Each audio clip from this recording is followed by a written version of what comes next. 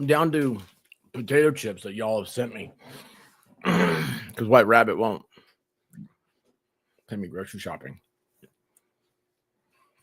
So, how are you beautiful tubers doing? What day is today? Wednesday, Thursday afternoon.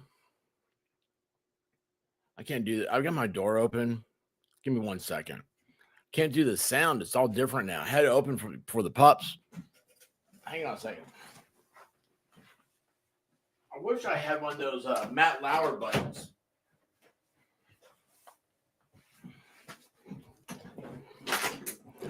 You know what I'm saying? Yamaha, you know what I'm saying, don't you? The Matt Lauer button. Anyway, how are you beautiful tubers doing? Freckles, how you doing? Miss PJ. Of course, Yamaha biker. Christine Fortunato, what's happening, babe? Debbie Webb, how are you? Broken hearted.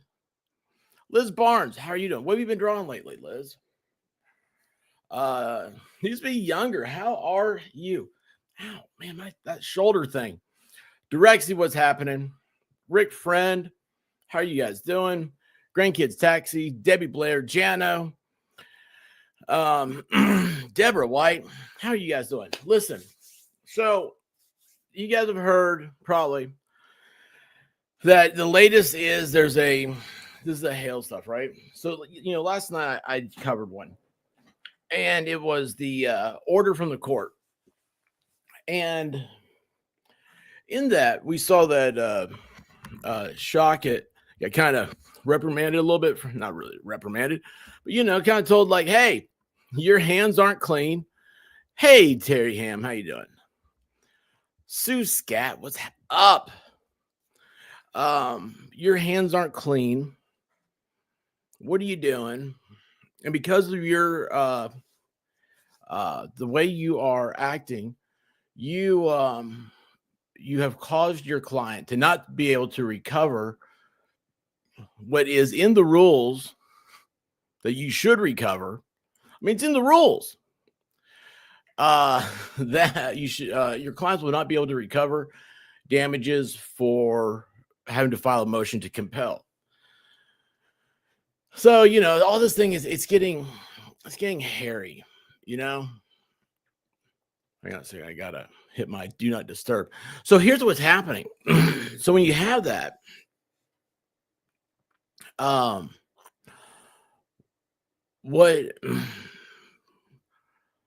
you go on, other tubers and everything, they're all out there. And I don't talk about other careers. Like, that's fine. These potato chips, man. We can all have differences of opinions and everything else. That's fine. I'm just laying out the groundwork so you guys know what I'm doing. So, but I start noticing the whole, you guys have heard me use the term before. It's like my team, my guy, like, oh, I've got to be on this side because, they're just my person. Well, that's fine. But let's not let the facts cloud us. And so that's what I'm here for. Just the facts, guys. Remember that there are 3 things in every legal case that matter: the facts, the facts, the facts. Purple Jesus, Lefty, you talk about me all the time, you liar. I do, guys. We gotta get Lefty over there. If you guys want, I gotta talk to him. When are you streaming all that stuff, man? We gotta get, so Lefty's my bud. I like this guy a lot. You guys need to go check him out. So here's the thing. Like, he started playing World of Warcraft again last night. And the last time he played it, I went into his chat and I proceeded to unalive him by distracting him. And so, I try to stay away from it ever since then. But oh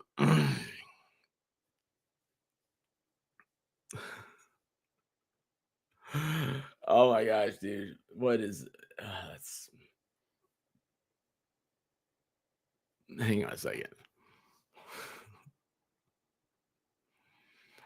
That's not your chat. Why can't I was gonna put your channel up? I can't do it if that's not your thing.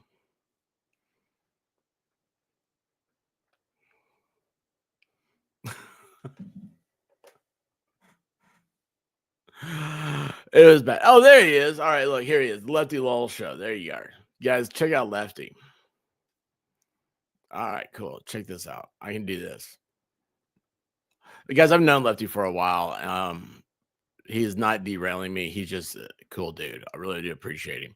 He's the one that nicknamed me YouTube's Airhead, which I do. I do appreciate that. You don't understand how I appreciate that. It's just cool. So there he is. He's in the chat. Check him out. So anyway, let me get back on focus. I'm going to stay focused here because this is going to be,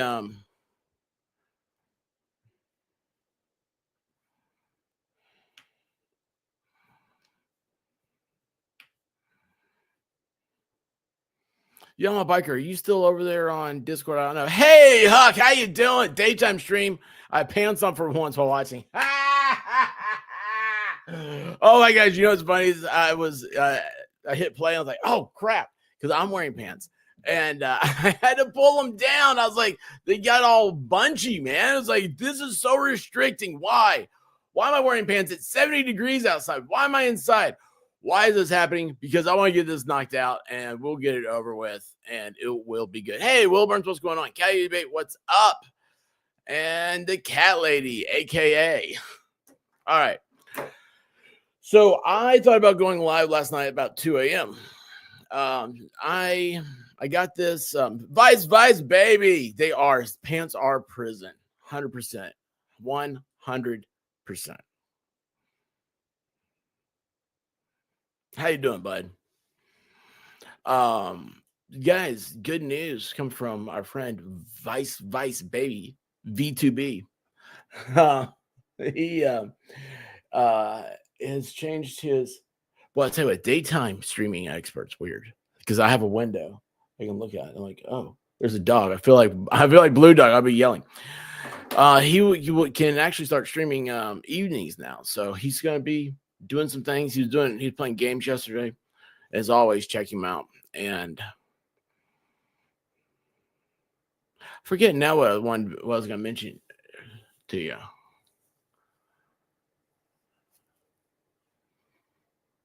It was weird. I'll tell you what, it was weird because I don't really know Vice baby that long. I mean, I was gonna say I don't know him that well, but I haven't known him that long. But the other day, just yesterday, I was driving in the car. And there's something that pops in my mind. I was like, man, you know what? Like, I think after talking to him the other night, I think he'd have a good approach on this. And it's a new set of ears, get new ideas and stuff. And at the time, I thought it was an intellectually genius idea. Since then, I've slept. Poof, gone. But it'll come back. Brogan Baker, what is going on? True crime before 5. So no box wine. What are you talking about, man? You can crack open that box wine as soon as you drop the kids off in the morning at school. What are you talking about? You gotta get your little cup, your little cup here. You gotta put some of that box wine in before you go to Target. And wear the Lululemons. Hey, we need to get Baker some Lululemons.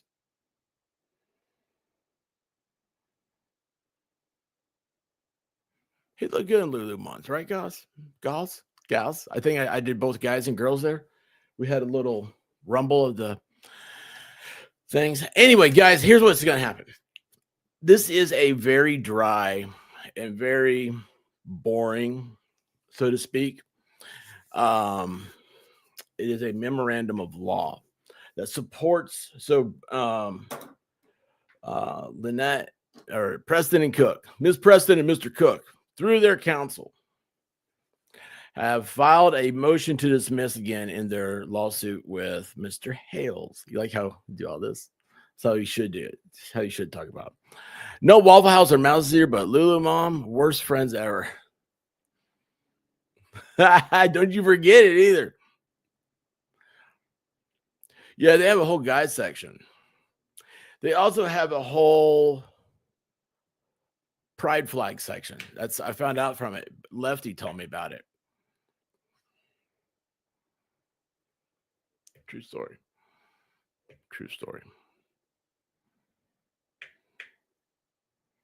Hey, Richard Thorne, what's up? Beth G, how you doing? Robert Tower, how are you? All right, see you, Lefty. Thanks, man. You guys know the one and only Broken Baker. He is the most powerful man in the courtroom today, the YouTube courtrooms. I don't know anybody else who streams court stuff, tell you the truth, Baker. So, and he's covering some Karen Reed stuff now too. Is that still going on? If it is, we'll redirect over there. All right, let me get this. So here's what happened. I got this last night. I didn't read it right away. When I started to, and when I don't read these, okay, I don't read. I like to have my original response and take with you all. This one I started to read. I kept on reading. Hey, Lady Tammy, what's going on?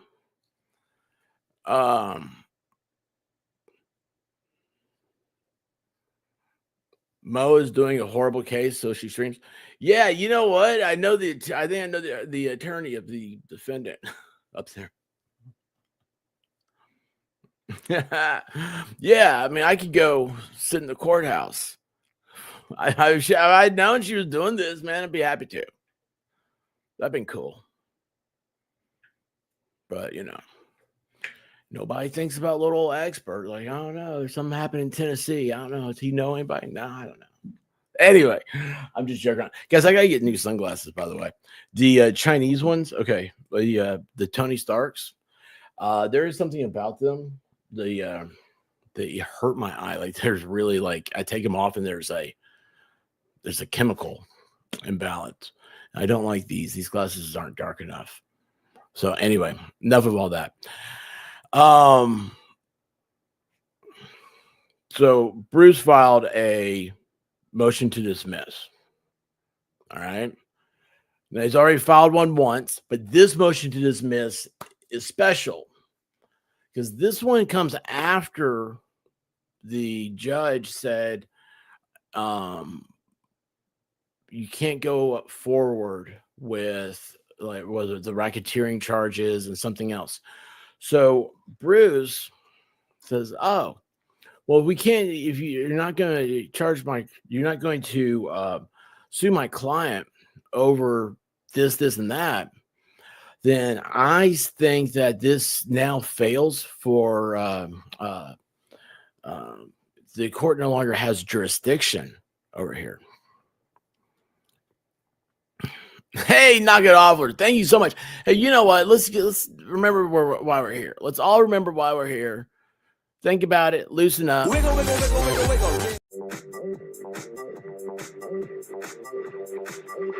I'm sexy. Wiggle, wiggle, wiggle, wiggle, wiggle. Yeah. Wiggle, wiggle, wiggle, wiggle, wiggle. Yeah. Wiggle, wiggle, wiggle, wiggle. Sexy, and I know it. That's right. We all gotta stay sexy. Thank you. Knock it off, her.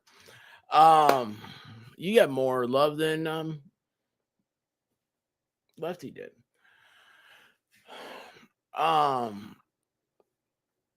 Anyway, so what I want to go over is this is the memorandum of law. So this lays out, you have the motion says we have the motion to dismiss. It's like a paragraph or something like that. This says this is the controlling law on why you should grant us the motion to dismiss.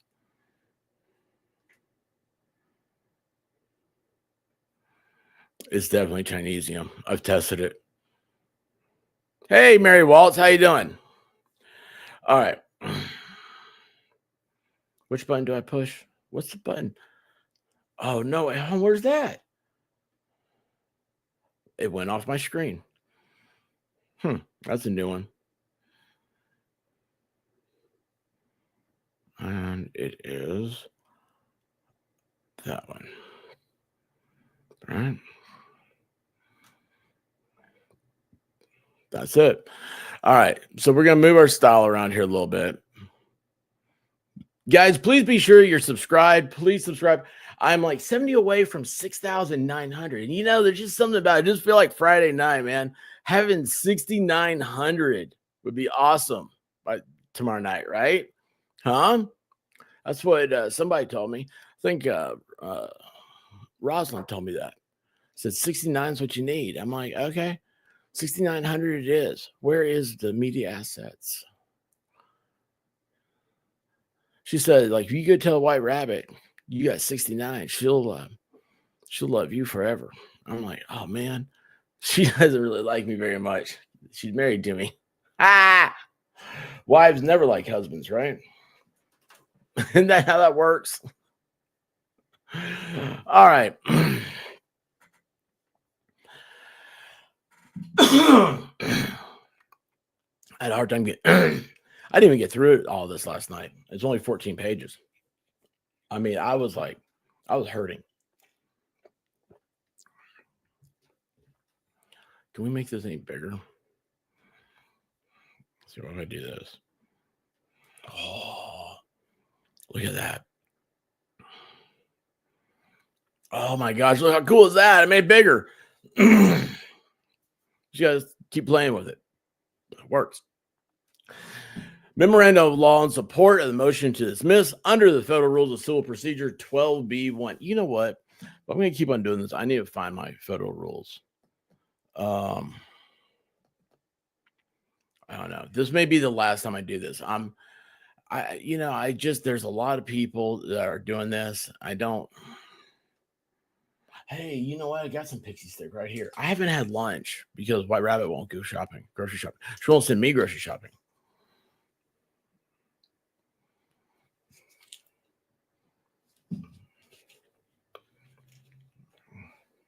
Seriously, all I have to eat in the house is pixie sticks, potato chips, and fudge covered Oreos.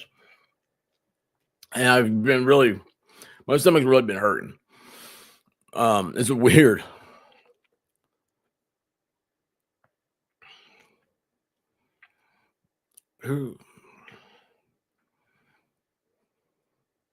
In Danish? I can't read in Danish. It's the Frito Bandito. Robert James, how you doing, bud? All right. The defendants moved to dismiss this lawsuit pursuant to federal rules 12B1 on the grounds that federal diversity jurisdiction under 28 U.S.C. 1332 clearly does not exist in light of A, dismissal of the plaintiff's extortion claims, eliminating any possible recovery of treble damages or attorney's fees. Okay, so now it's part A, we're talking about damages. B, the now established falsity of the plaintiff's statement alleging online posts by the defendants accusing the plaintiff of being a child predator, which false statement was made in an affidavit, document 8-1, paragraph 19, to overcome the defendant's first 12B1 motion and in reliance on which the court denied that motion. So in B, paragraph B, they're saying that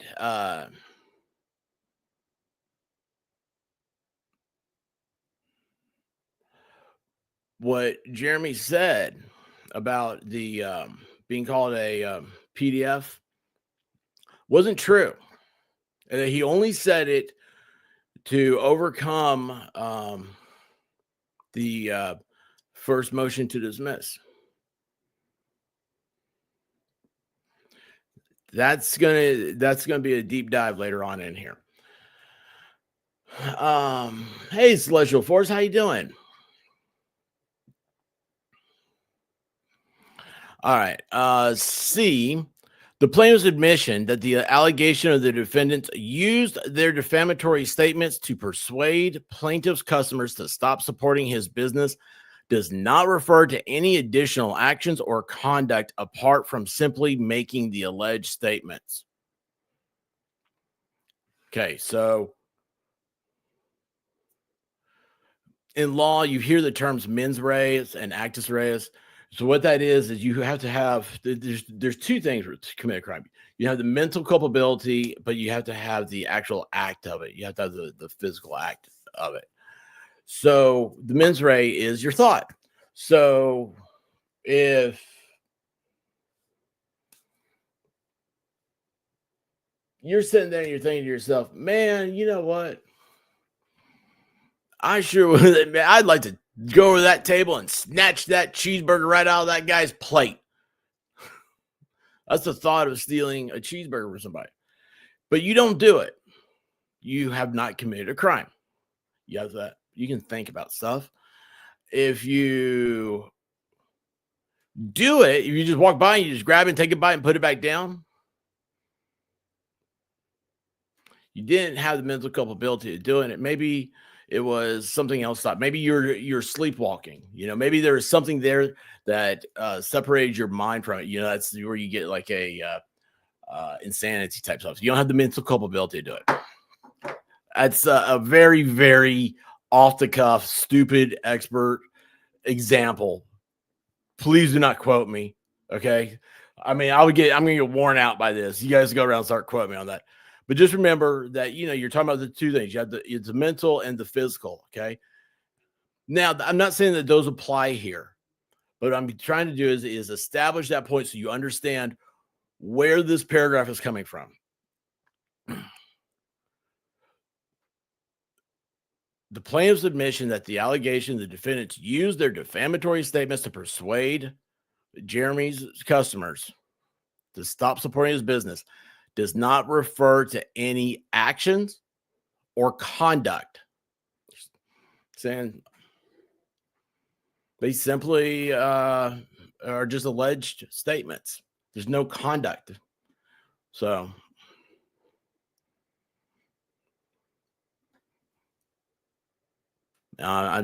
my thing is that's in your court. You guys are the jurors.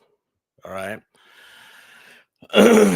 D, the plaintiff's admission that he has not even attempted to contact Whatnot, the only contract he identified, although it arose long after the complaint was filed.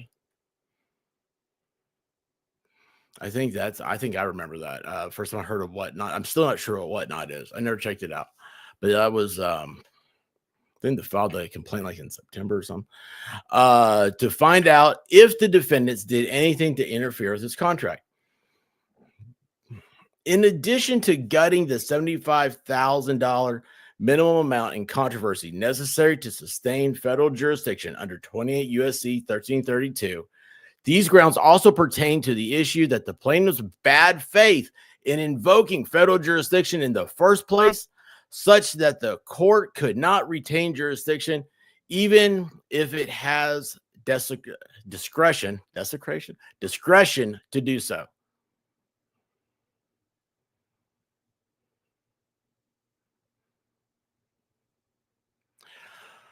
That's a persuasive sentence. Okay. It's trying to persuade the court.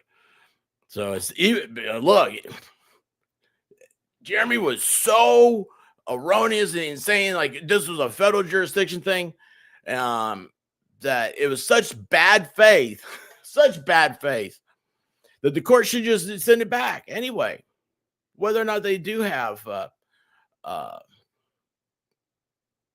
jurisdiction. I don't think it will pass muster on that one. Lady Tammy, if BBB actually succeeds in getting this night down to a state court, he can't be their lawyer anymore. Guess what? That's a win for him. You guys, and by the way, hold on a second. We gotta give Lady Tammy a little love, right? We gotta say, yeah, thank you, Lady Tammy. Thank you so much. Wiggle, wiggle, wiggle, wiggle, wiggle. Because you know why? I'm sexy and I know it. Yeah, you're sexy. Wiggle, wiggle, wiggle, wiggle, wiggle. The wiggle dance all day today.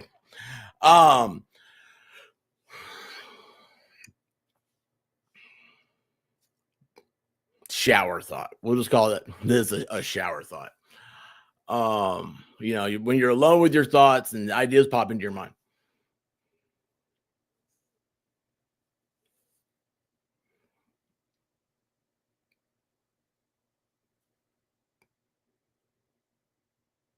Bruce wins because other people played his game.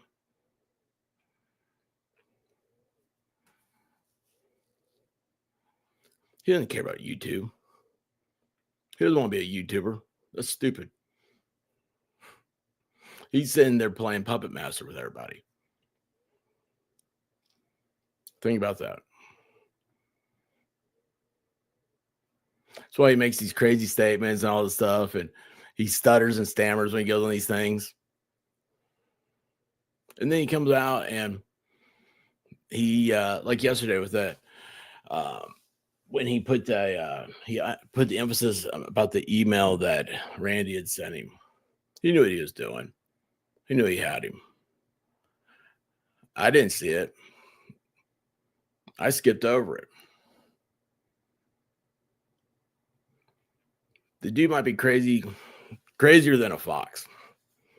So, but yeah, he wins, right? He wins if he gets knocked down in state court. And he will go around and he will tell everybody that, and everybody's going to sit there and moan and complain and be all upset. And guess what? Why did Jeremy leave state court in the first place? Because of the Thomases, because of that awfulness. I mean, I really do feel, I said 10 months ago, the best outcome would be if everybody could come to an amicable agreement and get out of this. And I feel so bad right now. I can't talk about it, man. And that's me. That wasn't you, Lady Tammy. I'm sorry. I left your comment up there too long. But that's me. I kind of feel, I feel bad. But anyway, take my thoughts out of it. Take my free flying brain out of the equation, because what we deal with here is the facts, and the facts are in the four corners of the document right here. Okay. The court should not retain jurisdiction. So that was the last part I was on. That was saying that it was it's an intentional thing put in there to persuade the court. Okay. Section A here: dismissal for lack of subject matter jurisdiction is warranted at any point. Subject matter jurisdiction, you have to have diversity of citizenship and a claim of $75,000, over $75,000. Well, just to keep it clear, we're going to say $75,001. Just to keep it clear, it's $75,000, but you know, you always go for a lot higher than that, because things do get kicked down. See here, subject matter jurisdiction is warranted at any point.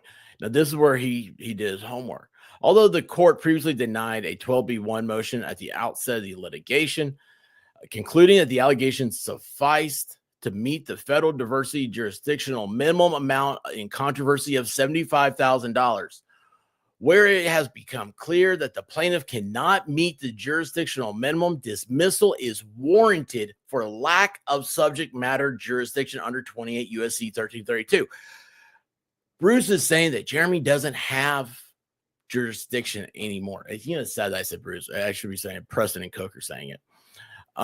Is saying that he does not have the jurisdiction. He doesn't have it because the court already said these are moot points. You can't argue these. The RICO and I forget what the other one was, but anyway, because the federal courts are without the power to act in the absence of subject matter jurisdiction, a court must raise the question of subject matter jurisdiction sua sponte at any point when jurisdiction appears to be in doubt. You guys know what sua sponte is, right? The court makes a decision. The court has no power because Congress gives the power of jurisdiction to the court. And Congress has said, no. That's what we need to do. Wait a second here. There we go. It's like,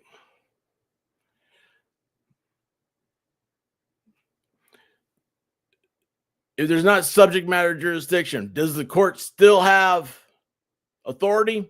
No. I love Broken Baker.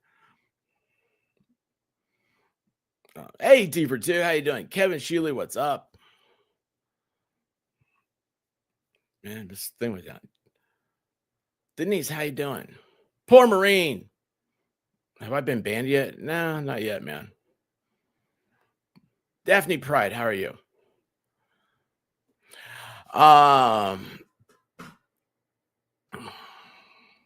When the court lacks subject matter jurisdiction, it cannot proceed at all, but can only note the jurisdictional defect and dismiss the suit. So as soon as the court becomes aware that there's no longer jurisdiction, the court's got to say, "Oh man, I'm sorry, we don't have it. Bye." Your remedy's in state court now. Cazella v. Winter, Middle District of Florida in 2007. See also Hunters Run Property Owners Association. What was that? Southern District of Florida of 2018. The court lacks subject matter jurisdiction to adjudicate Mr. Reiner's personal liability. The court raises this issue sua sponte. Arbaugh in 2006. That's a federal one. The object that a federal court lacks, the objection, that a federal court lacks subject matter jurisdiction, see Federal Rule 12b-1, may be raised by a party or by a court on its own initiative at any stage in the litigation. Sua sponte. That's a cool word, isn't it? Sua sponte. Man, listen, I got that East Tennessee redneck lingo. Latin is not a dialect of my tongue. B, dismissal of the plaintiff's extortion claim removed treble damages and attorney fees as part of the minimum amount in controversy calculation. Okay, you guys know treble damages, so that's 3 times what damages are. It's a punitive damage, meaning that what you're doing is so heinous, we'll make sure you never do this again. The attorney's fees, that is your personal attorney's fees, and you're adding all those to the minimum amount, the 75, to try to get that $75,000 threshold calculation.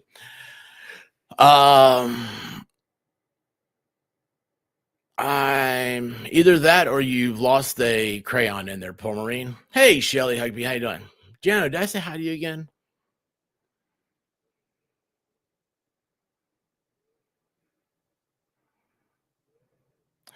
Jano, yes, you're correct, and that's exactly what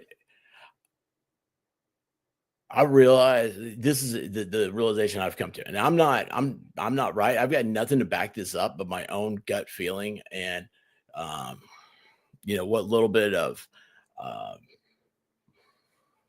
awareness I have to the tubes and everything else is that the game here now is to embarrass everybody. So there's a reason why he reached out to certain YouTubers and he didn't others. You know what I'm saying? Think about that. Everything has, you don't ask a question without knowing the answer. Every action, was it, there's an equal and opposite reaction. Well, that reaction's already thought about before you move. If I move over here, what will I have to do? And what is the point of it?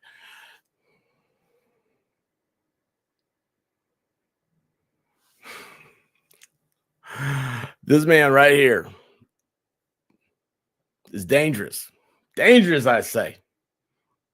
I love it. How you doing, Ballstorm? AJ's World. Hey. All right. The court's decision denying the motion to dismiss was based largely on the potential recovery of treble damages plus attorney fees on the now dismissed extortion claim. All right. This is from that claim, right? Yeah, Hales v. Preston. So this is part of it. Additionally, plaintiff has brought a claim under Florida's Civil Remedies for Criminal Practices Act based on defendant's alleged acts of extortion. If plaintiff reveals on that claim that he may receive treble damages, see Florida statute subsection 772.104.1. Courts should consider the availability of treble damages when deciding the amount in controversy requirement has been met. See Ellis v. Warner, Southern District of Florida, considering the availability of treble damages when deciding if the amount in controversy was satisfied. See also Barson v. Shar. It's a middle district case. The court must include any alleged treble damages available under Florida law in calculating the amount in controversy. Okay. So you got to include that amount. Plaintiff has also sought attorney's fees under Florida's Civil Remedies for Criminal Practices Act. The act provides that a successful plaintiff may receive a reasonable attorney's fees, Florida statute subsection 772.1041, and the 11th Circuit has stated that when a statute authorizes the recovery of attorney fees, a reasonable amount of those fees is included in the amount in controversy. Morrison v. Allstate, 11th Circuit. Thus, the court may include a reasonable amount of plaintiff's attorney fees in deciding whether the amount in controversy has been met here. By the way, usually a reasonable amount is lower than what they charge per hour, what an attorney charges. If you do, what's it called? If you're court appointed to represent somebody, I think you get like $30 an hour. It's barely enough to keep the lights on in your office. But hey, I'd take $30 an hour to the good old days. All right. Thus, the court may include a reasonable amount. You know what? I forgot, guys. Make sure that you're in live chat, not top chat. You'll get all the comments. It's a better, more thrilling explanation.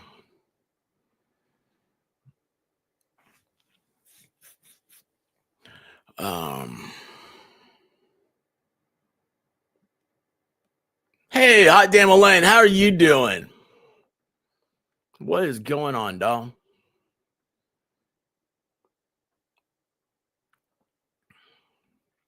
Hey, Muleskin, what's going on with you? You're in the wrong profession. Hey, Elaine, are you a hooker by any chance? Because we have a lot of hookers in here, a lot of crocheters.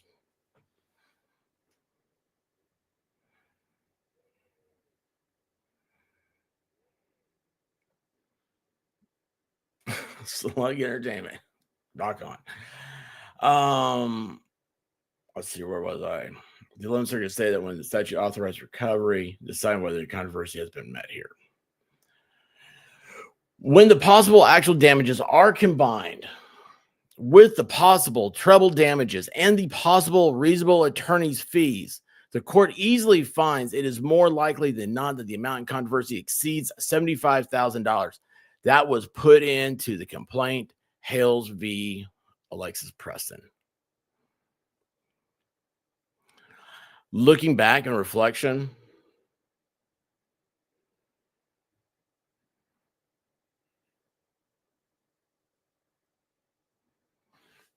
I wouldn't be comfortable with that.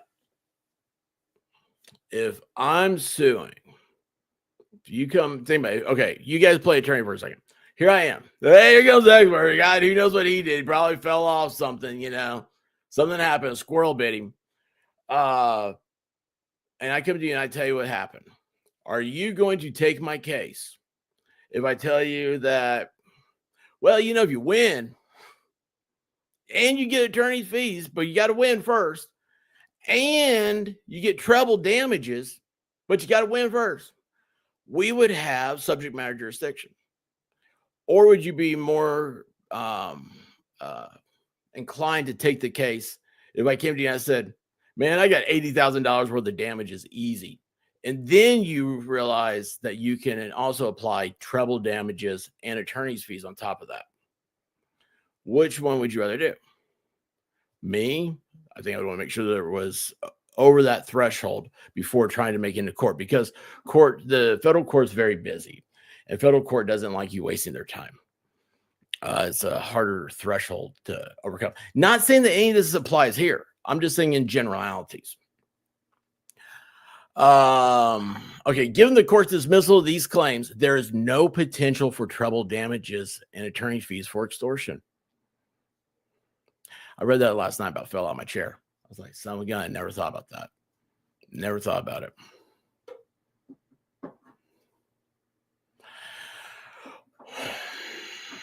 don't even have my highlighter pulled up, man. This is, you know what?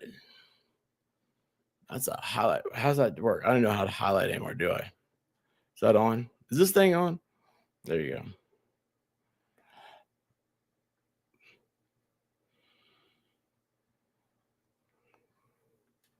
There you go. Boom.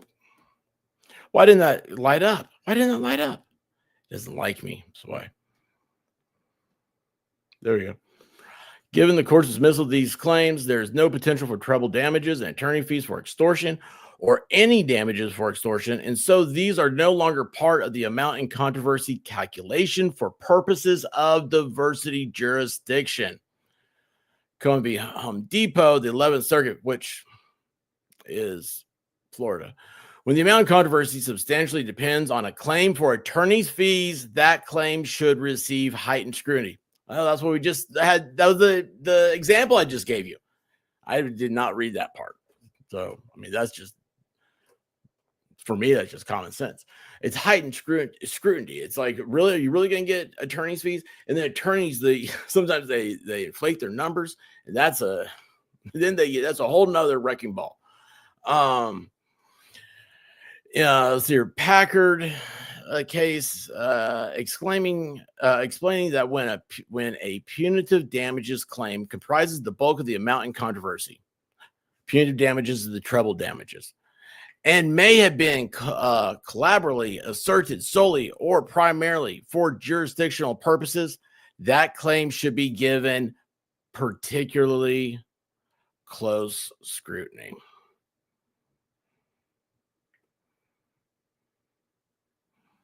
These are the binding cases, the binding authority. That's good. I mean, this is, now I don't know. I don't have a Westlaw account. I'm not going back. I'm definitely not going to be doing Randy's homework. You know, hey, these people. No, I'm not doing any of that stuff. I'm just a guy with sunglasses that needs to go take the dogs for a walk. As is clear from the court's order dismissing counts 3 and 4 for extortion, these claims were completely baseless from the outset. They were interposed despite there being no statement made by either defendant supporting these claims. They should not continue to be considered for purposes of subject matter jurisdiction. Now, what do you think about that? So if it is... No, this just came. I just got this last night, Liz. Like, I got this at like 11 o'clock last night. Hey, Charlene Ravenfell, how you doing? So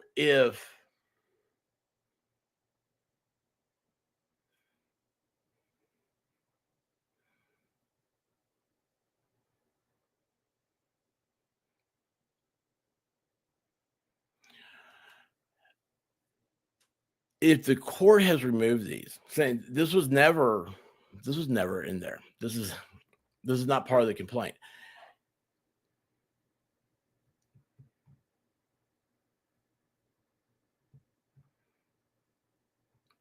I'm trying to think. I don't see a reason why this wouldn't be a true statement, that the court should not continue to consider those for subject matter jurisdiction. And if you get under the 75,000 threshold, then it'll be kicked out. Now, listen, hold on. This is just one side of things, right? Like, I'm not doing the research. I'm not doing anything. I'm not telling you my opinion. I'll wait till, I'm not putting anything out there. I don't want to influence anybody or anything. I'm an idiot. Don't pay attention to me. I mean, you guys want to talk about hair product? I'm better at that than I am this. Anyway, the plaintiff falsely averred. Why did I lose my language? I'm sorry, guys.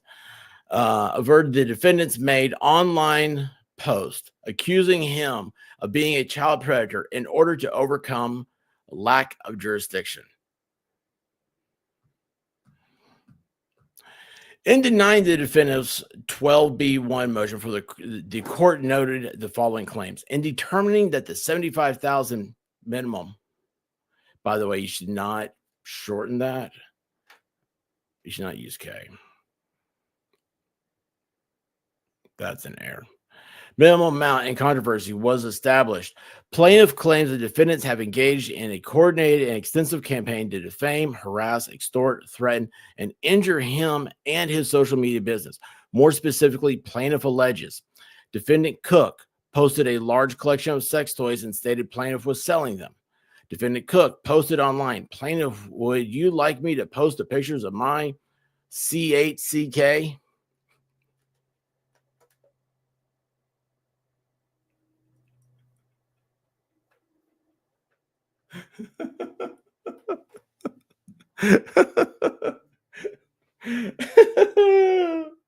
I've never heard it called a C8CK before. That's like St. Patty's Day came early.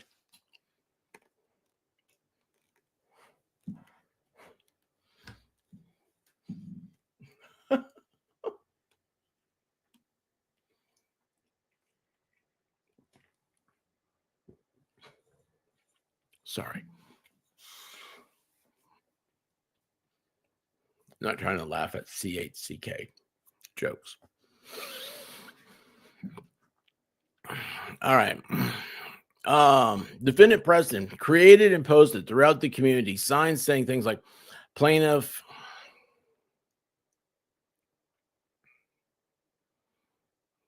Ard my daughter. Plaintiff needs to go. No child R's in Levy County. And stop plaintiff. No R's in Levy County.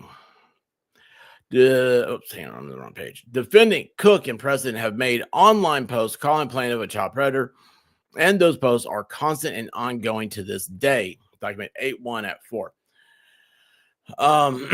In the Hales v. Preston suit. The citation for plaintiff support for the final bullet point is to the plaintiff's affidavit 8-1, filed with his opposition to the first 12B1 motion. The complaint itself did not allege any online post calling the plaintiff a child predator, either specifically or generally. Guys, I do not remember that. I remember the original complaint, like 60 pages. I thought you misspelled cake. That's awesome, Yamaha.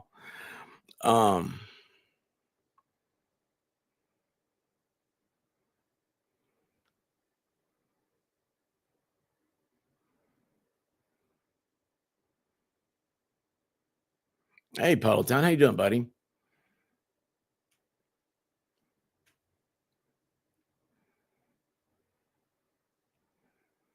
All right.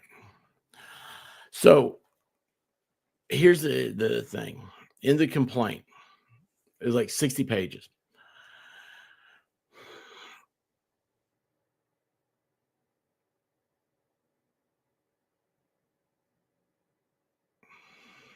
The complaint itself did not allege any online post calling. So, and Jeremy's complaint never said, yes, they called me a child movie predator, either specifically or generally.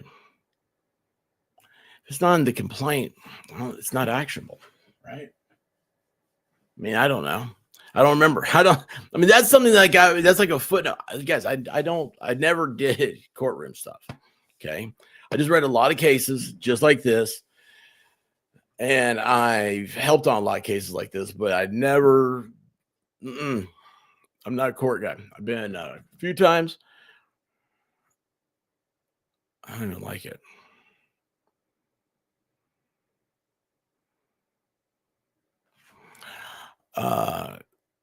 Cassandra, no. He's has a, if there's no jurisdiction, if it's improper jurisdiction, it's improper jurisdiction. And that may be, the court may have done that without anybody realizing it. When the court removed the RICO stuff, there may not be a amount in controversy over $75,000. It doesn't matter if you come up with discovery or not. I mean, he can have an excuse for not coming up with that stuff. That's this is a game of 4D chess. And Charlene, thank you so much for the memberships. Guys, if you go to my page, right? Go to the tab that says members and under the community page, and there's a link to get into Discord. And like last night, we got in there and had a bunch of people show up, and then I left and went over to somebody else's page stream. But anyway, Charlene, we expect you to come back there because you're such a great giver. We expect you to be in there at some point so we can say hello, thank you. How you doing? How'd you get here? And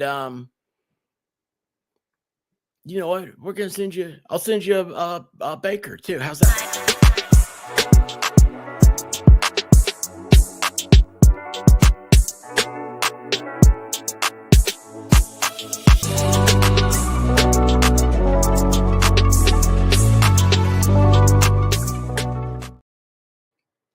Thank you. All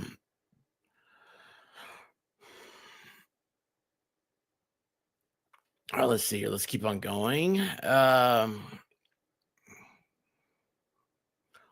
outcome of the 12B1 motion, the court's decision demonstrates it was, in fact, influenced by his false statement in denying the motion.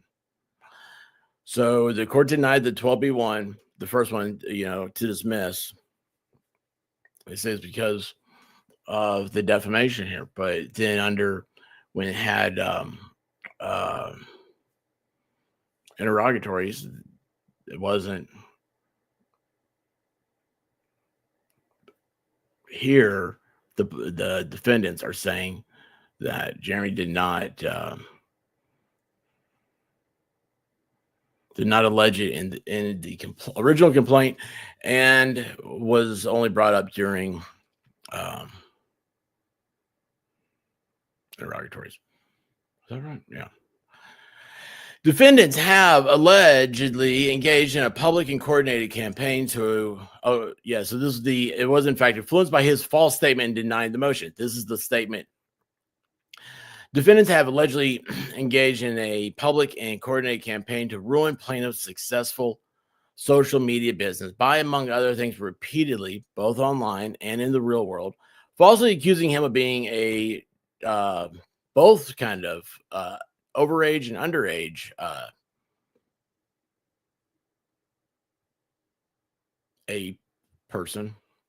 our person. There are few accusations that could be more harmful to a person than false accusations of sexually abusing others, especially children. This is particularly true when the falsely accused person's business and source of income are directly tied to the number of people who view, support, and subscribe to his social media content. It is not difficult to see how being falsely accused of, by our word again, children, along with other defamatory statements defendants have allegedly made, could cause plaintiff to suffer damages in excess of $75,000. And that's in the Hales v. Preston complaint. Since the court's decision of August 26th, the plaintiff has revealed that he has no evidence to support that either of the defendants have made online posts calling him a child predator, either before or after this lawsuit was filed. During his December 19th deposition, I said interrogatories before, didn't I? I meant deposition. Sorry. Interrogatories are written.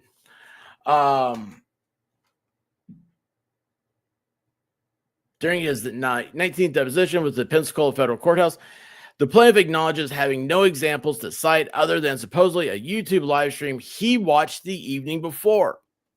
Before we do that, we got to thank the Mule Skid here. Thank you so much for more memberships. Guys, membership is the Discord link is in the members thing. It's a perk of being a member. And for you, Mule Skid.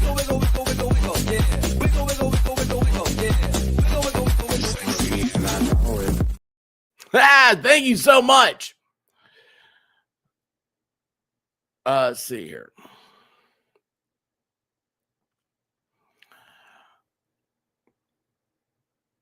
So what they're saying here is that Jeremy watched a live stream the night before his deposition, and that is where he is saying that all this came from. Okay, this is the question. So this should be, I think it was Bruce here.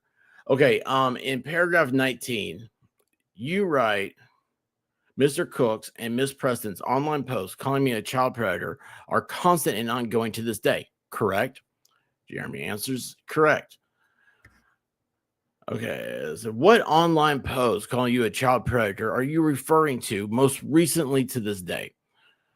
Well, there was an entire live stream last night calling me a pedophile for over 5 hours, and you were part of, and so were your clients. So to this day, which went past midnight into this day, which is posted online on YouTube currently right now, this day. Question, are you referring to any Facebook post? You see what happened there? It's like Bruce just ignored his answer to get to his next question. That aggravates the person that answered the question because you feel like you're not being listened to. You feel like you're not being taken serious. It's a demeaning way to talk to somebody without talking to them.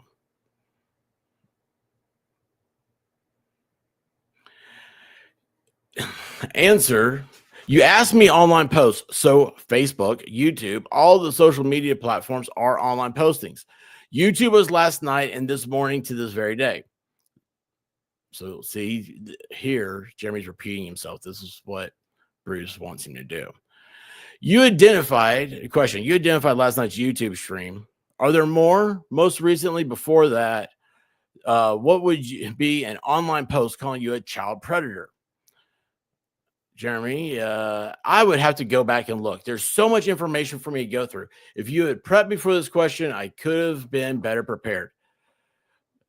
Bruce, and then you state their behavior is escalating and they're harassing me in Ohio and Florida. Did I read that correctly? Is there something either other or more recent in Ohio? Jeremy, well, the aspect of online harassment has no boundaries in regards to states and countries. See transcript exhibit A attached here too. If the YouTube live stream of December 18th, 2024, that the plaintiff referred to in his deposition on December 19th contains evidence of statements by the defendants accusing him of being a child predator, he can and should identify it in a response to this motion. See Hales v. Preston. Because defendants have offered evidence outside the pleadings to rebut jurisdictional 7 and 8 allegations contained therein, plaintiffs respond in kind with evidence, e.g., extrinsic evidence such as testimony and affidavits to prove by a preponderance of the evidence that jurisdiction tangibly exists irrespective of the complaint's allegations. And that's Hensley v. Weston Hotel. So, you know what? After looking at that December 18th stream was intentional. It was done to set up everything. Oh, look at this. Updated baby pool. Go, if you're in Discord, go to Discord and pick a date when you think Michelle Smuck will be having her little schmuck. That's a schmuck. That's a schmuck. I have a speech impediment. All right. Response to motion. Where's my cursor?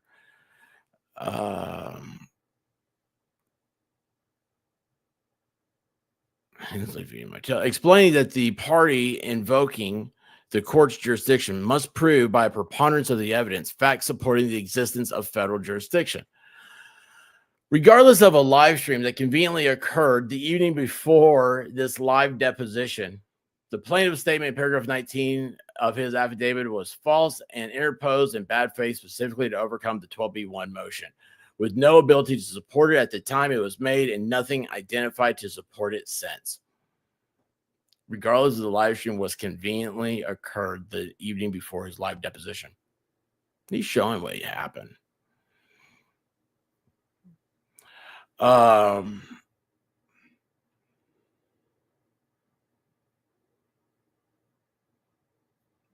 Let's see here. To continue to retain jurisdiction based on a known false statement would encourage. Now, see, this is a language thing. So, is the statement false? That's a matter of interpretation. That would be like your jury question. But for Bruce's side, oh yeah, it's false. 100% it's false. Yeah, don't trust anything that guy says. That's because, and that's what Randy's going to say the same thing back. That's how these things work. Based on a known false statement would encourage such an abuse of invocation and the exploitation of federal jurisdiction. This is especially so for a litigant such as the plaintiff who publicly admitted in reference to suing the present defendants that he files litigation not to win, but to vex and impose financial burden on his opponents. See transcript Exhibit B attached here too. Without online posts, the only real-world alleged false accusation of the plaintiff being a child predator are the roadside signs allegedly found staked in the grass in the early morning of May 13th, 2023. The only evidence the plaintiff has produced is that 3 people found and removed the signs. See documents 24, 22, 3, and 4.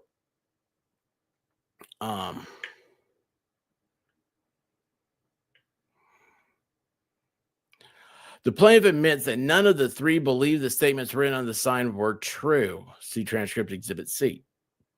Question: you admit that Zim Paget, Stephen Granger, and Teresa Granger don't believe the statements in these signs correct? Yes, correct. Even if it is assumed that the signs were written and posted by the defendants, that some cars drove by in the 41 minutes of daylight before the signs were removed, the plaintiff testified he plans to produce a traffic study, that some of those cars' occupants noticed the signs, read them, and knew whom they referred to. Some do not even mention the plaintiff's name.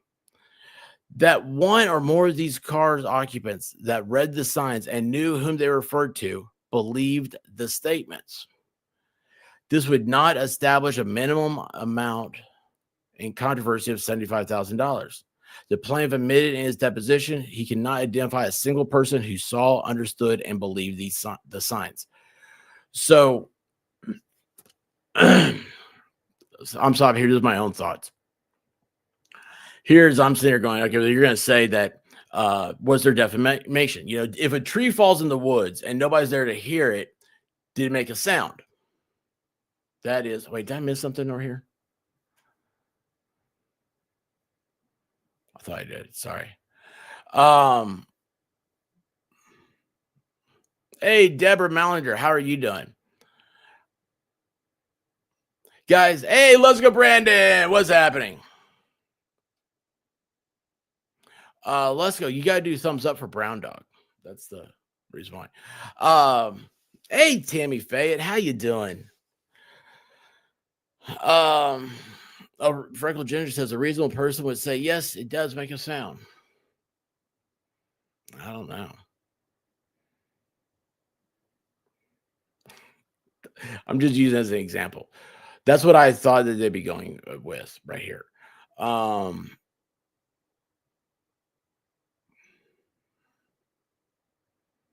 not sure what the defamation is 100%. I'd have to. What is defamation? You know, it changes some. Every time there's a court case, it changes a little bit. I'd have to look at it again. Make sure I had a defamation is one thing, like I know when I see it, you know, but it's how does it pertain to the facts in this case? This would not establish a minimum amount. Okay, so it kind of skips right here. This would not establish a minimum amount in controversy of $75,000. So I'm saying that okay, wait a second. How do you know when it established $75,000? I mean, I think that's kind of a jump to conclusions there. I mean, what is a opinion worth? You know, it takes a lifetime to build a reputation and 5 minutes to destroy it. The plaintiff admitted in his deposition he cannot identify a single person who saw, understood, and believed the signs. Question: how are you going to prove that anybody saw the signs anybody saw the signs while posted in the ground other than those three people. Jeremy, I think number one, common sense.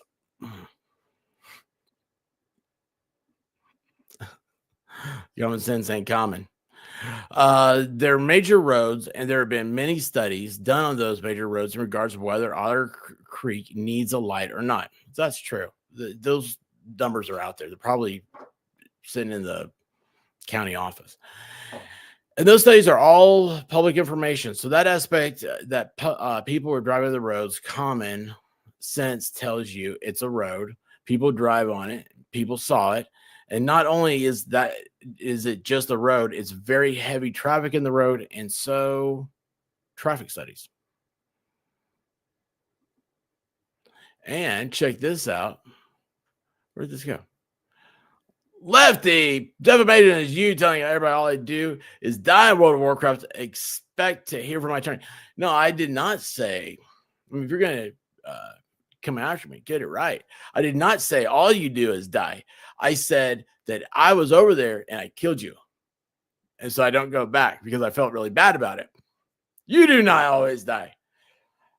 He's a very intense player, guys. If you enjoy like watching the mental skills of somebody, go check out Lefty. It really is. Hey, Cynthia, how you doing?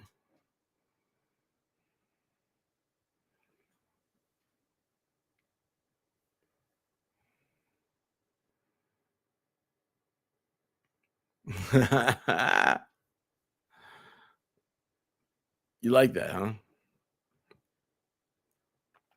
This is federal court.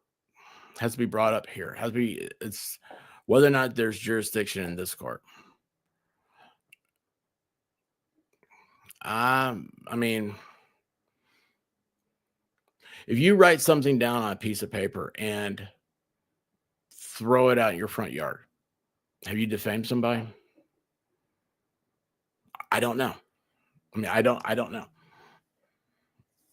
That's all I'm saying is like I could have seen that as being the argument he was going to take, but he didn't.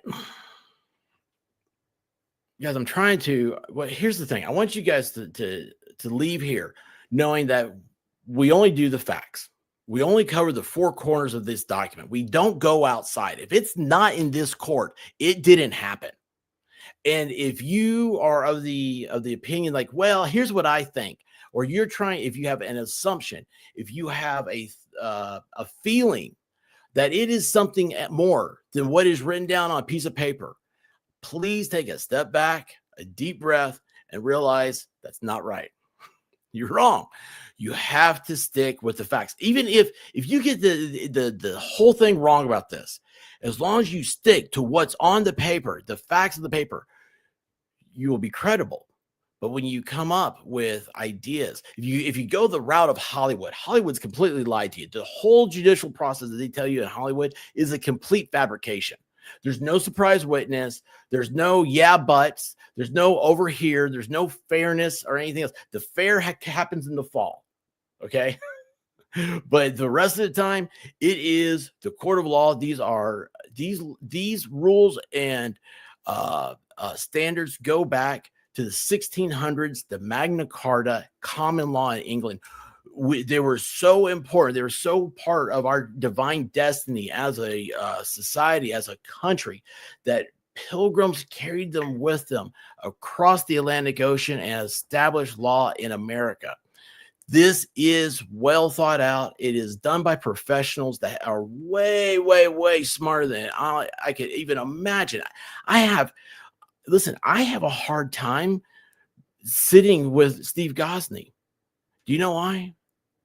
Because he intimidates me. He is so much smarter than I am. I am absolutely in awe. And these people would make Steve Gosney look like me. No, Steve could. Steve probably should be on the Supreme Court. So that's all. That's all of this. And I want everybody to just remember that we got to come back together, and we have to stick together, or we'll fall apart.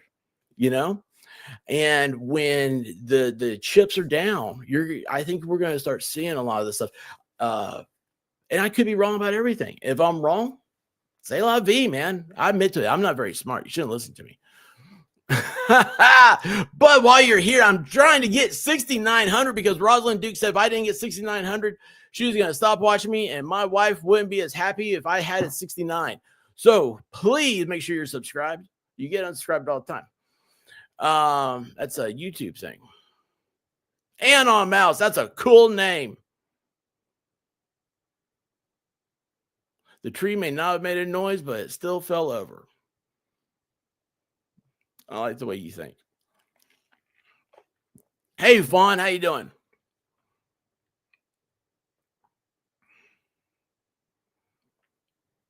All right.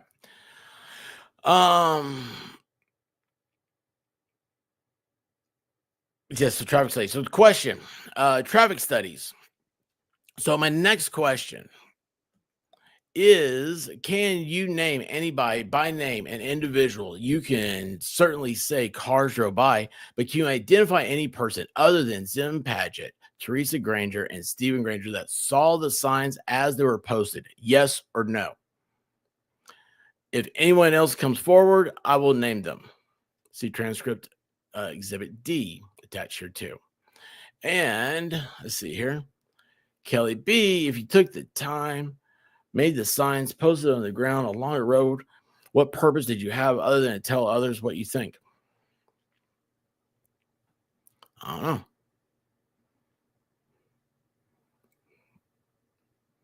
know. That's not a, I mean, we could sit here and guess. It may be that they, what if they did it just to get him to go in court and do all this stuff just so they could come back and say, oh yeah, this didn't happen. What if they win the federal court case? What if they're smarter than all of us? I don't know. Just always look at things on both sides, even no matter how painful it is.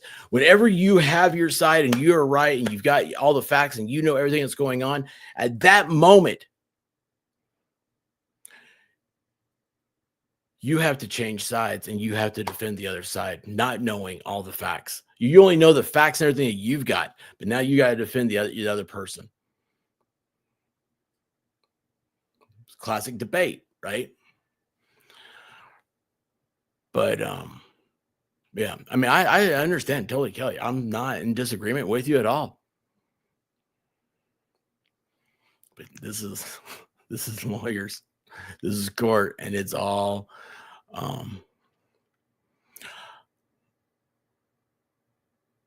you know what? Actually, I'm really upset that you mentioned cookies. Costco has sugar cookies right now. I wanted some. I didn't get any. Hey, Sharon Kebab, how you doing? Yeah, right here. There you go. If I tell you it's true, check for yourself. This man knows. Matter of fact, that actually goes to one of the undeniable truths of life. I learned from the mistakes of people who took my advice. So don't do it. All right, let's see here. Traffic studies. So my next question, can you name anybody? If anybody comes forward, I'll name them. Okay. D, the plaintiff admitted the defendants did nothing to use their alleged statements to persuade customers to stop supporting the plaintiff's business. In denying the first 12B1 motion, the court noted, plaintiff further alleges that defendants have used their defamatory statements to persuade plaintiff's customers to stop supporting his business. Document 1 at 8, Hales v. Preston. In his December 19th deposition, the plaintiff acknowledged that other than the alleged defamatory statements themselves, there was no additional action being alleged that constituted the defendants using the statements to interfere with the plaintiff's customer relations, just the making of the statements.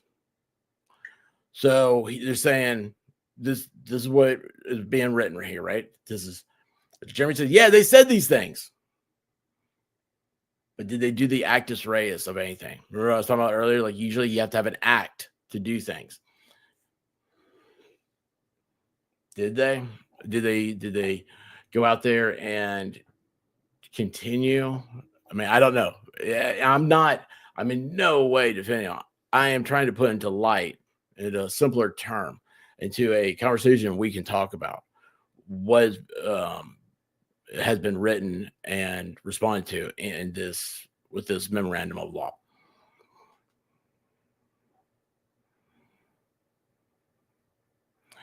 All right, question. Apart from the statements themselves, what did Preston and Cook do that you're describing as, quote, using their defamatory statements to persuade Hales customers to stop supporting Hales?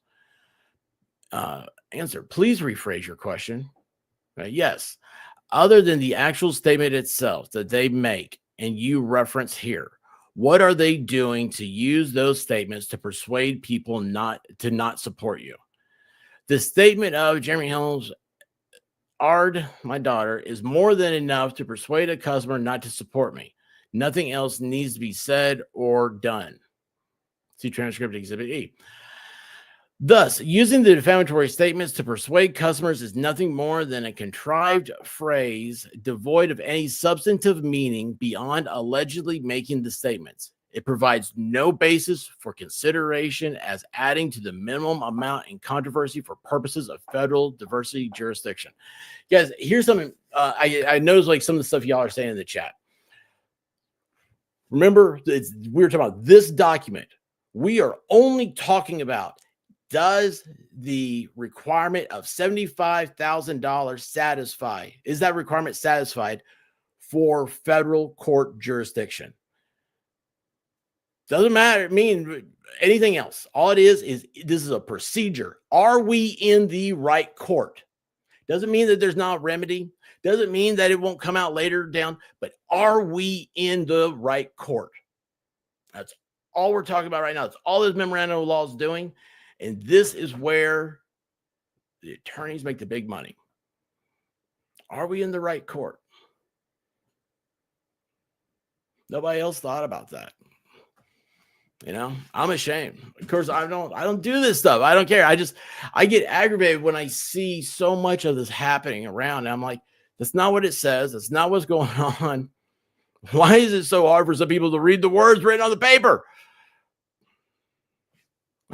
Thank you, Lady Tammy. I forget. I forget.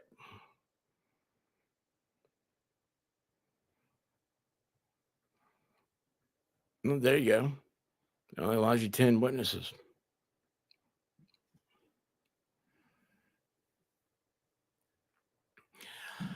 Thus, using the defamatory statements to persuade customers is nothing more than a contrived phrase. All right, we did all that. E, the plaintiff admitted to not having attempted to learn of any interference by the defendant with whatnot, the only contract he identified. Remember, I heard a lot of people talk about Olight. That wasn't identified. Whatnot has been. The plaintiff identified only one contract he claims the defendants interfered with, Whatnot, but admitted to his deposition that he did not contact Whatnot or learn if either the defendants had done anything to interfere with his contract. See Exhibit F attached here too.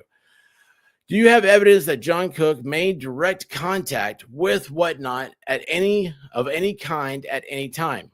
Answer, I will not contact Whatnot to find out who contacted them. Question, did you have any evidence that Michelle Preston, Lynette Preston, contacted Whatnot directly at any time? Answer, I have not. I have evidence of your client saying, report everything that I do, which we actually looked at in your exhibits earlier here this morning. Question, do you have evidence that Lynette Michelle Preston directly contacted Whatnot? Answer, I will not. I will contact Whatnot to find out if she did. Sorry, I think I read up here, I will not contact Whatnot. Both times, Jeremy said, I will contact Whatnot to find out. The plaintiff has thus far refused to produce a copy of the Whatnot contract in response to the defendant's discovery request. F, exercising supplemental jurisdiction is not warranted. There was never a basis for federal question jurisdiction, notwithstanding the citation of 28 U.S.C. 1331 in the complaint as a basis for jurisdiction. Therefore, this is not a case where the federal court can exercise supplemental jurisdiction after dismissing federal claims that unquestionably conferred original federal jurisdiction. So there's two ways to get in federal court. One is diversity of citizenship in an amount over $75,000, and the second is a federal question. It has a federal law. The third way you get into it is when two states sue each other, but that doesn't matter. That's a test question. Will be tested later on that.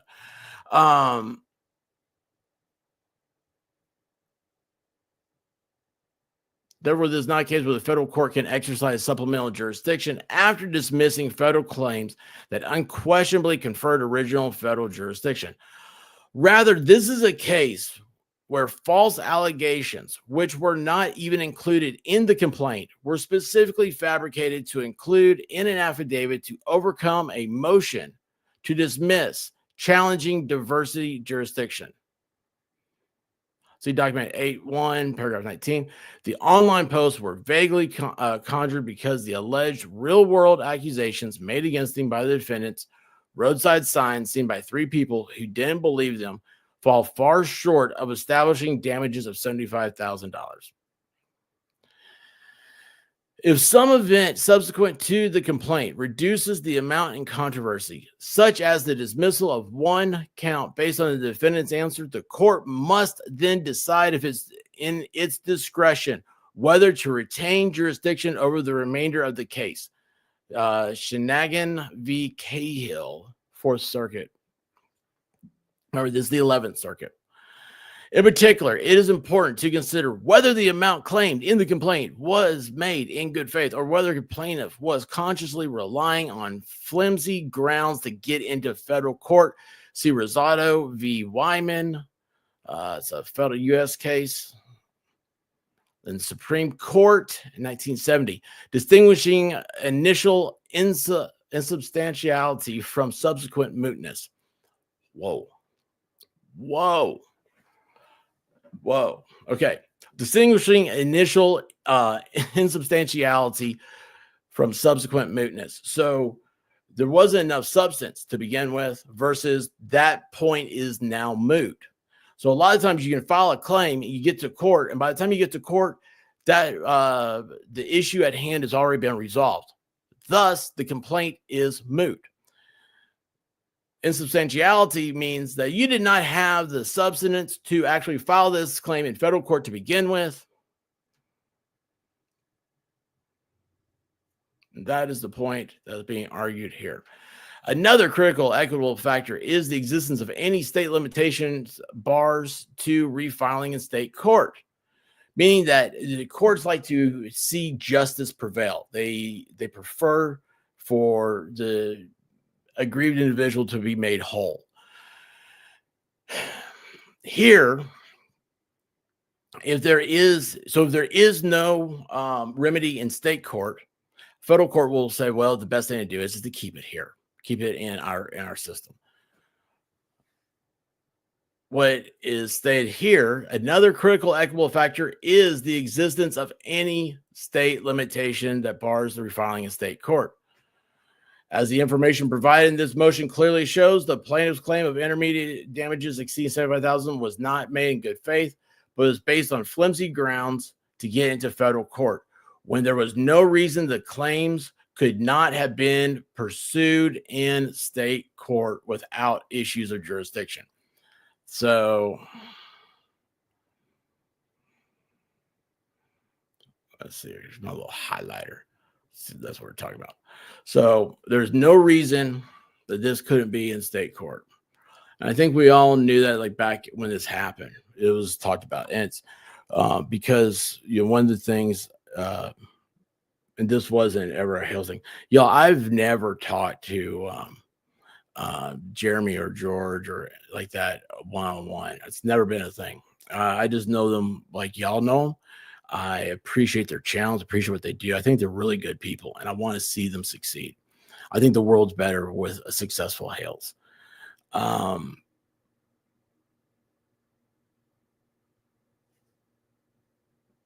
That being said, I'm not going back. I know I say when you say something nice and you say but, it destroys the nice thing. That's not what I'm saying. I want you to know that I have no dog in the fight. Okay. I'm not being persuaded as anything more than just like y'all are fans. So I've not talked to them. This was not a discussion or anything like that. This is just me listening to other channels and listening to the chat and stuff like that. That's like, oh, well, the reason why I was put in federal courts because the state court in Florida was so crooked. This whole thing got started over what, a 2-inch pipe? Think about that. Think about how stupid that is. Given the plaintiff's use of this litigation to generate ongoing, almost daily content for his YouTube videos, it appears possible that federal court was chosen because of the prospect of content generating proceedings over the issue of federal jurisdiction. That's what I'm doing right now. See, you called me out. Regardless of the outcome, and the worst case scenario for the plaintiff being that he would have to refile his claims in state court to further exploit litigation for content. And this right here, that is going to be the new term of art. Remember that one, litigation for content. That is going to be, by the time 2026 rolls around, I've got a feeling that it's going to be a common phrase, not just here, but all over the place.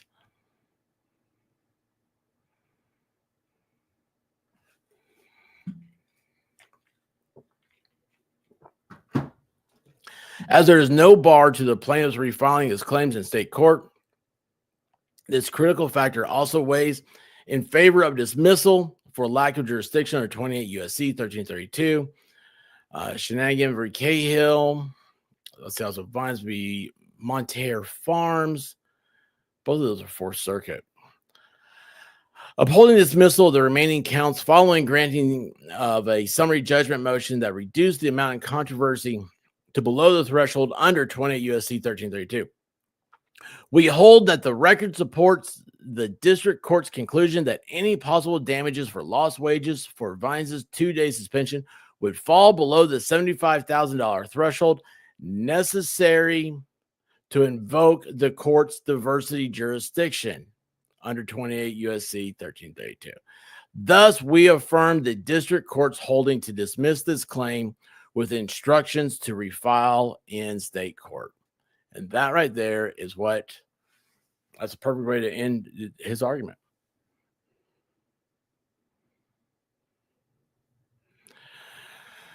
Conclusion: federal jurisdiction was invoked by the plaintiff with no basis for claiming extortion in the first place. I mean, that's going to be, that's up to the judge to figure this one out, right? And the plaintiff made a false statement in his affidavit intended specifically to influence the outcome of the first 12B1 motion. You're accusing perjury right there. In light of the contrived basis on which the plaintiff invoked federal jurisdiction, plus the inclusion of a false statement in his affidavit to influence jurisdiction, and because he cannot possibly establish $75,000 in damage, the court should dismiss this case for lack of subject matter jurisdiction. Boom. The end. Finn. All right. Now, abuse me. Talk to me, chat. What do you think? I'll give you 5 minutes. All right, let's see here. Shane Reels, what's going on, man? Who wants to put money on the night? Yeah, that's the thing. I started to read this last night, and I was like, okay, I see what this is about. What's going on? I was like, I need to sleep on this. I don't have a clear thought of one way or the other. I slept on it. I woke up this morning. I spent several hours on it, and I still don't have a clear thought.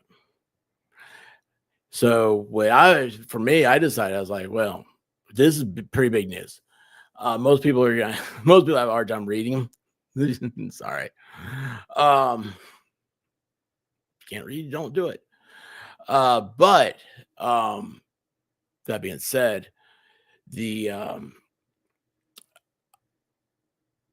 I will not make any type of claim to have any knowledge about what's going to happen until we see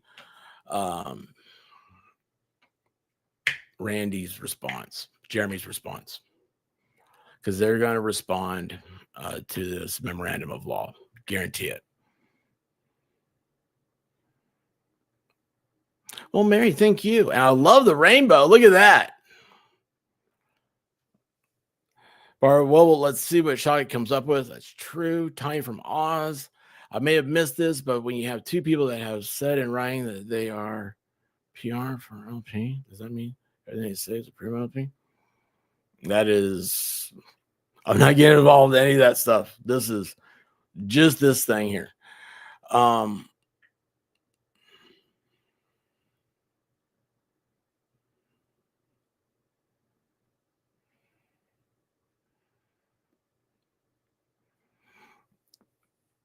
Do you think he has no concept, or do you think he doesn't care, or do you think he does have a concept? He's doing this something else. I think he's trolling YouTubers. That's what I think. I think, like, I don't know. I don't know him. I've never talked to him. I don't want to talk to him. I don't want to talk to anybody. What I have seen, though, in my own experience here, is a lot of trolls. And trolls just like to see the world burn, and this very well could be just, it's a hobby for him. He needs something to do, so he's decided to do this. And I know you guys can't fathom that. I hope you can't. Good people can't fathom that. Maybe, maybe I'm very, very, very wrong. But awesome. Hey, I keep seeing BBB used. What does BBB stand for? Do I know?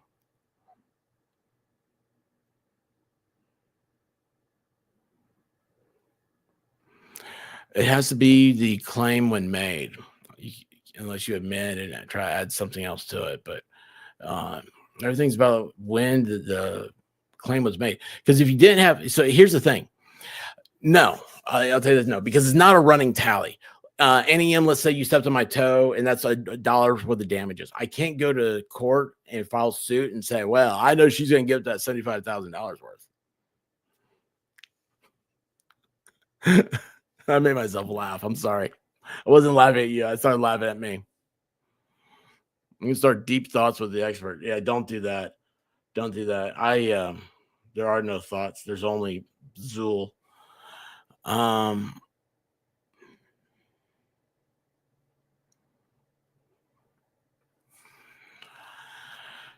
Yeah, so JC, remember, this is based off of what the court threw out already, the racketeering charges.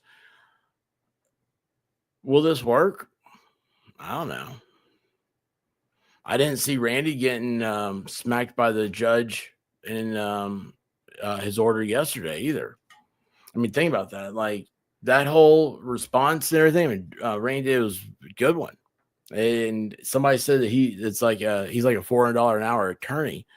That's at least 8 hours worth of work, maybe 12. And that's over $4,000. You can't charge Jeremy for it if you screwed up for something that is a law that you're supposed to get paid for. I don't know. I mean, we'll see. That's the problem.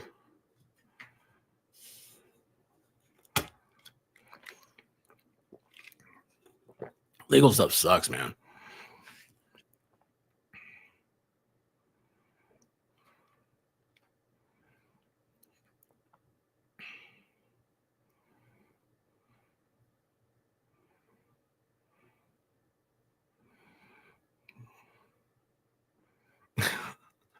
I'm trying to catch up with you guys, and you're making me laugh.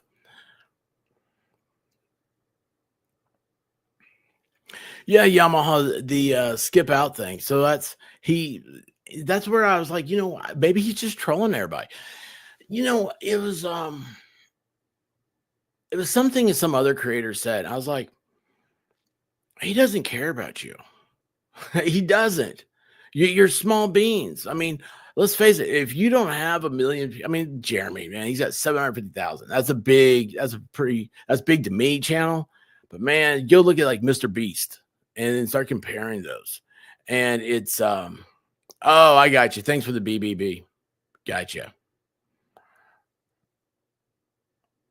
Anyway, look at the, those numbers. I mean, it's unbelievable. I saw some girl has a YouTube. She's got like 1.5 million subscribers and she hasn't put anything up in 8 months. The last thing she put up was talking about Star Wars Galaxy Hotel. And she had like video from inside of it and it sucked. Like, I don't know, Star Wars got mad at her or something. So she just like walked away from everything. It's weird. Hey, Traveling Fools, how you doing, buddy? Love Traveling Fools. I am so far behind here. Holly K, your husband.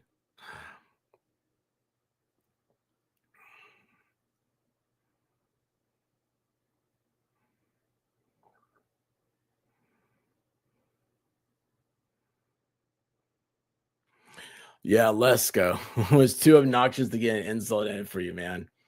That's me. Like someone came into a chat and said they've been talking about us, and I was like, I don't know who they are. And I went and looked. I was like, I don't care. I mean, if they're thinking about it, I mean, good for them, you know. Down's not Better Business Bureau. Made it home just in time to say hi and see y'all later. Oh, awesome, team.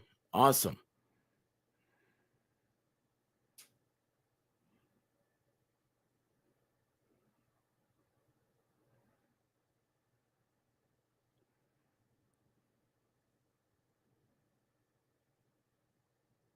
Hey, Danbury Sports Highlights. Oh, thank you, Patrick. Thank you. This is, I'm just a dude that likes to wiggle, wiggle, wiggle, wiggle, wiggle. No, I'm not. Hey, Linda Carter, what's happening? So I take this stuff very seriously, and I'm a goofball, right? And I'm not gonna stop being a goofball, but when and I hear some, I'm a fan too of stuff, and every once in a while I hear things. I'm like, wait a second, I don't think that's right. I don't think you got that right at all. And then I go back and I find stuff. I'm like, oh man, like you guys need to stop what you're doing. You need to take a chill pill. This is serious litigation, and at some point, it's not going to be good for everybody. I mean, I've known people that have won their lawsuits, and they end up being bankrupt because of trying to pay attorney's fees. It's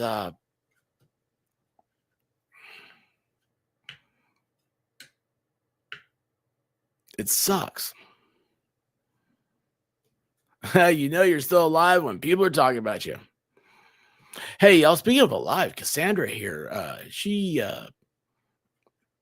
used to go over to Niagara Falls in a barrel. Isn't that cool?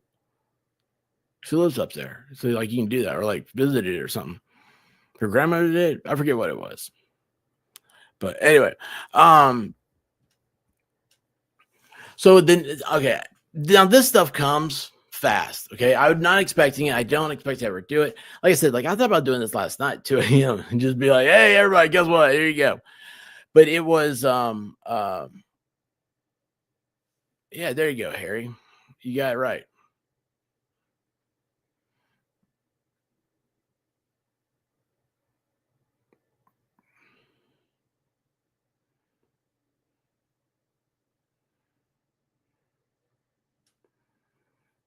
Oh, what's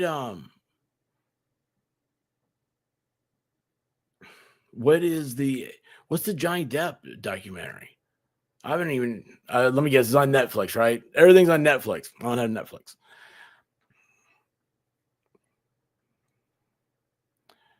And oh wait, here we go. Pull that one up.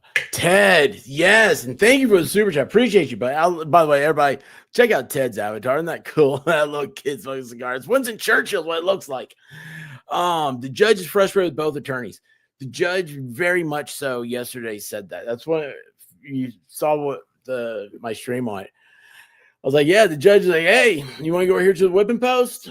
Tie yourself up because you guys need to, that's what's going to happen. You're going to be in a lot of trouble if you keep messing around like this. Holly K. Right? My wife came in one day and said, have you ever heard of? I was like, yeah. She said, I'm going to, I said, surprised you haven't already. I did. I cut her off. I already knew what she's going to do. We haven't had Netflix since. But yeah, the judge is frustrated with both. And so I was thinking about this, Ted. I'm glad you brought this up. It was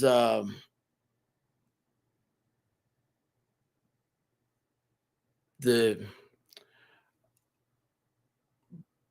Bruce baited Randy into saying never in any jurisdiction on this world or whatever. And we put it in to the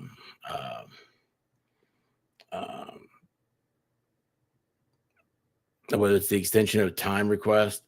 You know, he put it in there and he underlined it. He did that on purpose. That shouldn't have been brought up and addressed. I don't think of that answer. But that's how the judge was upset, because when you have a problem, you do not have a problem with the other side. That's just, you're just not allowed to do that. And if you have a problem, you call the judge. You're not supposed to fight with your spouse in public, right? You go home, you close the door to fight. You have a disagreement, you don't bring up your dirty laundry. You don't take your dirty laundry outside. That's how it is between attorneys. And you're supposed to just call the judge up and you say, hey, man, I'm having a hard time with this guy. I can't get him to cooperate. And anyway, the judge will call him up and be like, you better do this or else. And photo lady, no comment. So you know what that means? I know what that means. Wiggle, wiggle, wiggle, wiggle, wiggle. Wiggle, wiggle, wiggle, wiggle, wiggle. Oops, I missed my straw. I'm losing my voice too. And photo lady, that's a very handsome soldier in your avatar.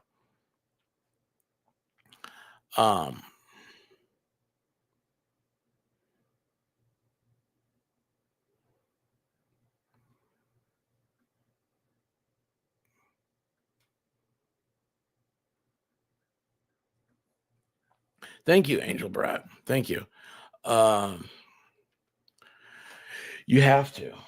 I mean, it's just, you have to with everything you do in life. That was, there's that point when I was in law school, there's that point I hit when I was like, it's White Rabbit might have said something. And I was like, I can see what they're saying too. That did not go over well. And so anyways, I'm very fortunate to have been taught that way, but it's also something that I think everybody needs in society. Remember, I may not agree with you with your point, but it doesn't mean that your argument doesn't have good points in it that I could use for my idea.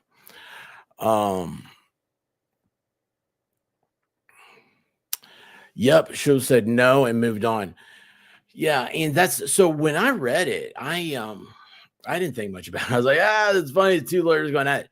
But then when looking, see, I don't practice. I'm not around this stuff. So when I read it through the judge's eyes, I was like, oh yeah, what this is. So when all these documents, right? These are all court documents. And so when you behave like that, you're behaving like that in front of the judge. You can be held in contempt in a deposition. I mean, it's the stuff is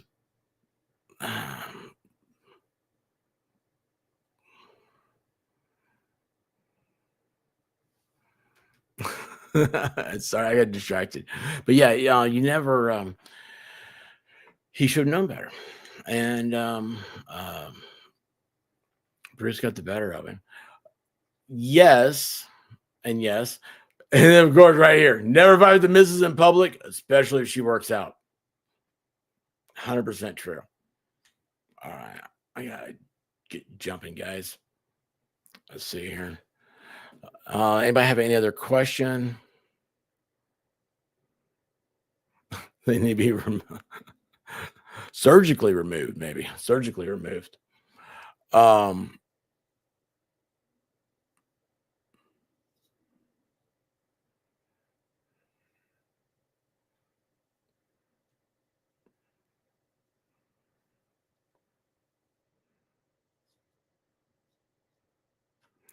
Yeah. Gosh, just a few years ago, is you can't have visible tattoos. I'll tell you what, man. I know a court that if you had a cell phone in the courtroom and that cell phone made a noise, it didn't matter if you were the attorney, the bailiff, or sitting in the peanut gallery. The judge confiscated your phone. Problem was when are you gonna give it back? The judge like, I'm not giving it back. And so then it became a thing about due process and everything. Hey, photo lady, don't put yourself down. You really are a pretty smart cookie. There you guys go with cookie again. I'm hungry. But thank you so much, photo lady. Why is every time I talk to you, I lose my voice? Oh my gosh. Wiggle, wiggle, wiggle, wiggle, wiggle. Wiggle, wiggle, wiggle, wiggle, wiggle. My wiggles Wiggle, broke. wiggle, wiggle, wiggle, wiggle. You broke my wiggle. Oh, wait, hold on. Where'd it go? Thank you, photo lady. Witnesses can be deposed. Why aren't they actions against the ones refuse to show up for the deposition? I do not know anything about that. I only know stuff when it's released, and we go over it.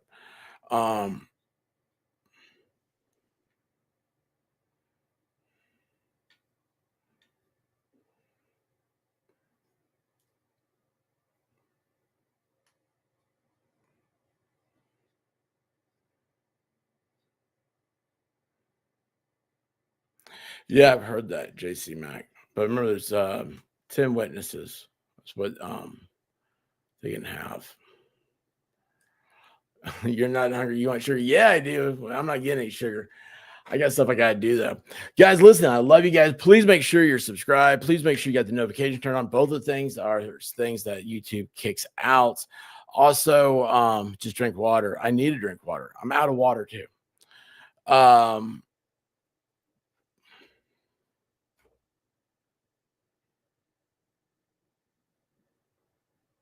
I don't know what's going on, and it'll be happening later or not. I got 3D work I got to do tomorrow, guys. Though is Friday Night Live, 9. We'll say like 9:15. This channel, right? Friday Night Live. Please come over, hang out with us. We're gonna have a good time as always. Remember, pants are not an option. No pants. They're prison. We don't like prison. Hey, Sir Frank Otter. We got Blue Dog going crazy. All right, I've got to. Hey, you know what, guys? Do me a favor. Put those hearts, put those smiles, put your favorite emoji in the chat. Let's drive up the what's that thing called? The interaction or whatever. But let's dance with Sweet Brown. Ain't nobody got time to. Remember, somebody says, "Hey, what time is it?" You like, ain't nobody got time for that. No, it's not that. Hey, what's happening over there in Otter Creek? Ain't nobody got time for that. Hey, what's gonna happen? Ain't nobody got time for that. I woke up to go get me a cold pop, and then I thought somebody was barbecuing. I said, "Oh Lord Jesus, it's a fire." Then I ran out. I didn't grab no shoes or nothing, Jesus. I ran for my life. And then the smoke got her. I got bronchitis. Ain't nobody got time for that.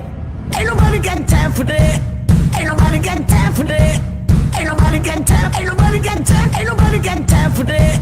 Ain't nobody got time for that. Ain't nobody got time for that. Ain't nobody got time. Ain't nobody got time. Ain't nobody got time for that. Ain't nobody got time for that. Ain't nobody got time for that. Ain't nobody got time. Ain't nobody got time.